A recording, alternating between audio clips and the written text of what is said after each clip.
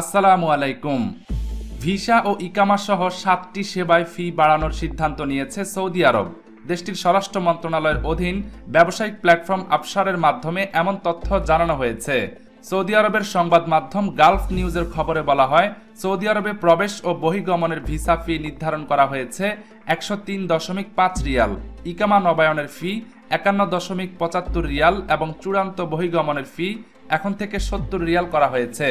এছাড়া কর্মচারীদের রিপোর্ট ফি ধরা হয়েছে 28.75 রিয়াল, আর পাসপোর্টের তথ্য হালনাগাদ করতে প্রবাসীদের দিতে হবে 69 রিয়াল।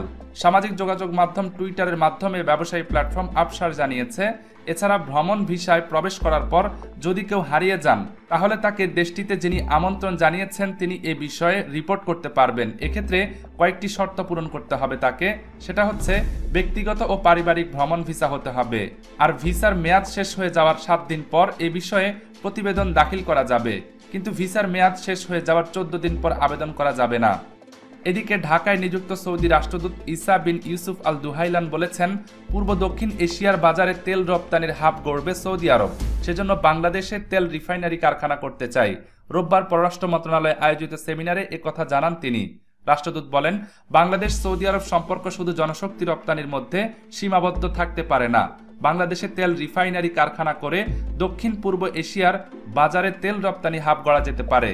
অতীতের কথা উল্লেখ করে ইসা বিন ইউসুফ আল দুহাইলান অভিযোগ করে বলেন, অনেক বড় প্রকল্প সাবেক প্রধানমন্ত্রীর অফিস থেকে সুনির্দিষ্ট মন্ত্রণালয়ে গেলে আটকে থাকত।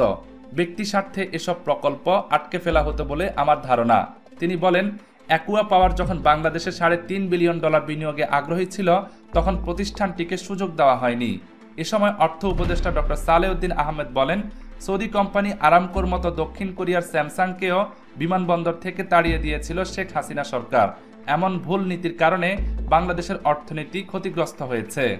সেমিনারে পররাষ্ট্র উপদেষ্টা তৌহিদ হোসেন বলেন, এতদিন বিনিয়োগ বান্ধব পরিবেশের কথা যতটা বলা হয়েছিল ততটা ছিল না, কিন্তু অন্তর্বর্তী সরকার বিদেশি বিনিয়োগকারীদের সঠিক পরিবেশ দিতে বদ্ধপরিকর।